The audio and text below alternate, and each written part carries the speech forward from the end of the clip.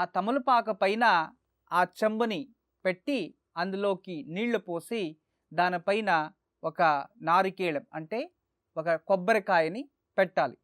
పెట్టి ఈరోజు నెయ్యి దీపాలు వెలిగించి 21 గరికతో గం గణపతయే నమః అని ఆ ఒక కలశానికి గణపతి అంటూ పూజించాలి.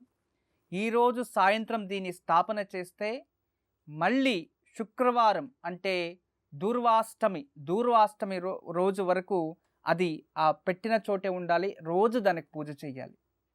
ప్రతిరోజు సాయంత్రమే పూజ చేసినా చాలు, ఉదయం చేసే అవసరం లేదు. అలా ఈరోజు సాయంత్రం మీరు ఎవరికి మీ పిల్లలకి మంచి జ్ఞానము సద్బుద్ధి ప్రాప్తించి కోపం తగ్గి విద్యాపారంగతలు అవ్వాలి అని సంకల్పం చేస్తూ పిల్లలైనా చేయొచ్చు, వాళ్ళ తల్లిదండ్రి అయినా ఈ వ్రతాన్ని చేయొచ్చు. ఇంట్లో చక్కగా ఇంతకుముందు నేను చెప్పాను కదా, ఒక తమలపాకపై మీ పిల్లల పేర్లు రాసి ఎంతమంది ఉన్నా కూడా ఒకే తమలపాకు పైన రాసి దానిపైన ఒక చెంబుని పెట్టి అందులో నీళ్లు పోసి దానిపైన యథాశక్తి తమలపాకలు కానీ లేదు మామిడి ఆకులు కానీ పట్టి దానిపైన నారికేళం అంటే కొబ్బరికాయను పెట్టి కలశంలా అలంకరించి దానికి పూజించాలి.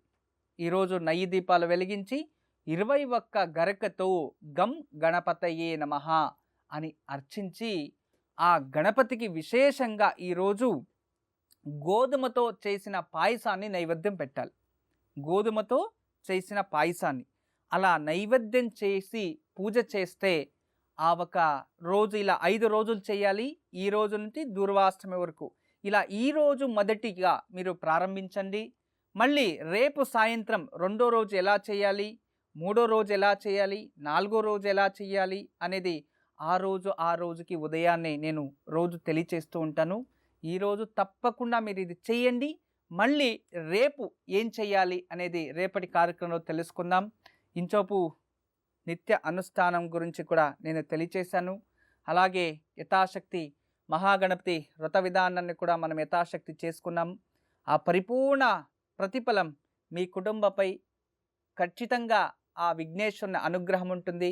ఎల్లప్పుడూ ఆ ఒక మహాగణపతి అనుగ్రహం మీ కుటుంబపై ఉండి మీకు ధనధాన్య సమృద్ధి అయి వంశవృద్ధి అయి మీకంతా శుభమే జరగాలని నేను ఆ ఒక విఘ్నేశ్వరుతో వేడుకుంటున్నాను. ఓం గణానాన్త్వా గణపతిగం అవామహే కవిం కవీనా ఉపమస్త్రమస్త్రవం జ్యేష్ఠరాజం బ్రహ్మణాం బ్రహ్మణస్పత ఆనశృణ్వన్నోతభిస్సీ సాధనం శ్రీ మహాగణాధిపతయే నమః. మహాగణపతి మీకందరికి కూడా శుభాన్ని అందిస్తాడు, శుభ ప్రతిఫలాల్ని ఆశీర్వదిస్తాడు. ఆ ఒక గణపతి అనుగ్రహం మీపై ఎప్పటికీ ఉంటుంది. మీరు కూడా చేతిలో పట్టుకున్న అక్షంతల్ని యథాశక్తి మనసులో ప్రార్థిస్తూ మీ ఇంట్లో ఉన్న గణపతి ఫోటో లేక ఒక గణపతి విగ్రహంపై గణపతి పాదాల ముందు సమర్పించి ఆ ఒక దేవుణ్ణి ప్రార్థిస్తూ నమస్కారం చేసుకోండి. ఈ వ్రత ప్రతిఫలం అంతా కూడా మీకు లభిస్తుంది. ఇది ఈరోజు మనం చేసుకున్న మహాగణపతి. గురూజీ, గణపతి అనుష్ఠానం గురించి తెలియజేస్తా అన్నారు. ఈరోజు మీ పిల్లల కోసం నిన్న మనం ప్రారంభించాము ఆ వ్రతం, అర్థమైంది కదా. ఆ వ్రతంలో ఈరోజు 36 పూలతో అంటే విశేషంగా ఏ పూలైనా సరే 36 ఉండాలి. ఒక్కొక్క 5 ఒకటి 10 ఇలా తీసుకొని 36 పూలతో దాన్ని గం గణపతయే నమః గం గణపతయే నమః అని ఆ గణపతిని మనం ఏదైతే చెంబులో గణపతిని పూజ చేస్తున్నామో ఆ ఒక రాసి నిన్న మీకు చెప్పాను కదా, ఆ ఒక నిత్య అనుష్ఠానం అని నిన్న ప్రారంభించారు కదా. ఆ వ్రతానికి ఈరోజు నుండి మీరు నిన్న ఒకరోజు ఇది సెకండ్ డే, ఈరోజు మీరు దానికి 36 పూలతో అర్చించాలి. ఈరోజు సాయంత్రం కూర్చొని 36 పూలతో పూజ చేసి నైవేద్యానికి బెల్లము మరియు ఆ నానబెట్టిన బియ్యం నైవేద్యం పెట్టాలి. ఇలా చేసి 36 పూలతో పూజించండి. మీది ఒకటే సంకల్పము, మా పిల్లలకి సద్బుద్ధి విద్యాభివృద్ధి అవ్వాలి అని. అర్థమైంది కదా. ఇది నిత్యానుష్ఠానం, మనం చేస్తున్న విద్యాభ్యాసానికి చేస్తున్న నిత్యానుష్ఠానం. ఇక ఈరోజు ఋషి పంచమి. ఈ ఋషి పంచమి గురించి మనం ఎంత తెలిసినా సరిపోవటం లేదు. తర్వాత మన మూలా నక్షత్రం గురించి మాట్లాడుకోవాలి.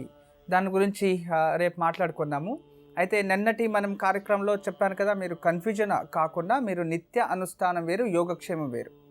నిత్య అనుష్ఠానం అంటే విశేషంగా మీ పిల్లలకు ఈ 5 రోజులు చేసే పూజ వల్ల వాళ్ళకి సద్బుద్ధి ప్రాప్తించాలి. ఎవరైనా ఏజ్ లిమిట్ అనేది లేదు. సద్బుద్ధి, మా అమ్మాయికి మంచి బుద్ధి రావాలి, మా అబ్బాయికి మంచి బుద్ధి రావాలి, వాడి ఎడ్యుకేషన్లో డిస్టర్బ్ కాకూడదు, పిహెచ్డి కంప్లీట్ చేయాలి ఈజీగా అనే వాళ్ళందరూ ఇచ్చేయచ్చు. మీ పేరులో వాళ్ళనే చేయొచ్చు, వాళ్ళ పేరులో మీరైనా చేయొచ్చు. అర్థమైంది కదా. ఈరోజు మీరు నిన్న పెట్టిన ఒక కలశానికి 36 పూలతో అర్చన చేసి మంగళారతి చేసి నైవేద్యానికి 1 టీ స్పూన్ బియ్యము, తర్వాత బెల్లం నైవేద్యం పెట్టాలి, మంగళారతి చేసుకోవాలి. ఇలా ఈరోజు అలా చేయడం వలన ద్వితీయ రోజు పరిపూర్ణ ఫలం వాళ్ళకి లభిస్తుంది. విశేషం కదా. ఇక మూలా నక్షత్రము. ఈ మూలా నక్షత్రంలో వచ్చేసి మనము చెప్పాము అప్పుడే దైవజ్ఞ విలాసం తెలుసుకోవాలి. అంటే మనోధైర్యం ఎక్కువ ఉంటుంది. దైవజ్ఞ విలాసం ఏదైనా తెగించేసి చేయడానికి రెడీ అయిపోతారు. కోపం వస్తే ఇక అంతే, ఏదైనా తెగించడానికి రెడీ ఉంటారు. తర్వాత మంచి బట్టలు వేసుకోవాలి, మంచిగా ఉండాలి ఎప్పుడు అనే ఒక ఉంటుంది. ఆభరణ ప్రియులు, ఆభరణాలు అవి ఇవి డ్రెస్ మెటీరియల్స్ అవి ఇవి చేసుకోవాలి. తర్వాత మొబైల్ కొనాలి, అది కొనాలి, ఇది కొనాలి, చాలా ఆశ ఉంటుంది. కానీ డబ్బులు ఉంటే కొంటారు, లేకపోతే లేదు, అంతే. ఎలాగైనా సరే ఆ టైంకి అలా అడ్జస్ట్ అయిపోతూ ఉంటారు. అలాంటి స్వభావం ఉంటుంది, దైవజ్ఞ విలాసం చెప్తుంది. తర్వాత ఒకే పని అనేముండదు వీళ్ళకి, అన్ని పనులను చేపెట్టడమే. ఈ పని ఆ పని అనేది లేదు, ఏ పని వేసినా చేస్తూనే ఉంటారు. దానికి అప్పు గ్రేడ్ డౌను నేను అది చేయకూడదు అని ఏమి ఉండదు, అన్ని పనులు చేస్తూనే ఉంటారు. అలాంటి మనసు ఉంటుంది, మానసిక స్థితి. తర్వాత ఎక్కువ పరోపకారి అని చెప్తూ ఉంటుంది.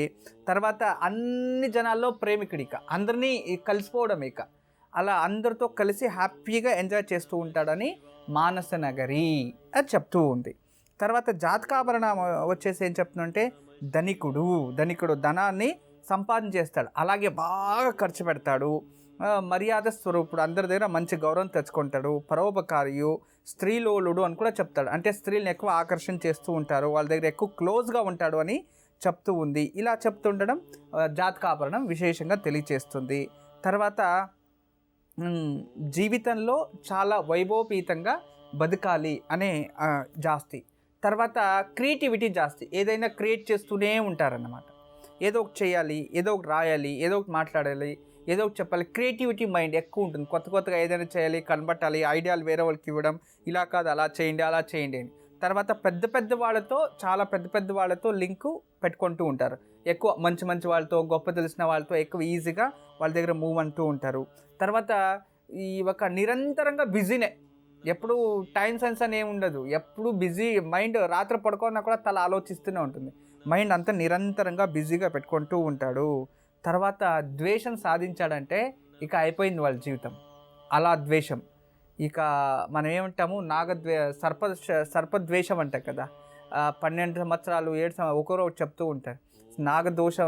సర్పదోషము 12 సంవత్సరాలు, అది ద్వేషం పుట్టినంటే వచ్చి కాటేయడానికో వదలదు. అలా వీళ్ళు కూడా ద్వేషాన్ని సాధించారంటే ఇక జీవితంలో వాళ్ళు శత్రువు అనేవాడు పైకి రాడేళ్ళు, ఇక అలా అయిపోతుంది. అలా ఎలా ఎక్కడెక్కడ చేయాలో అలా బంధించేస్తాడు ద్వేషం సాధిస్తే. లేదు అంటే వాళ్ళే ఎక్కువ శత్రువులను కూడా ఎక్కువ ప్రేమిస్తూ వాళ్ళతో కలిసిపోతూ ఉంటాడు.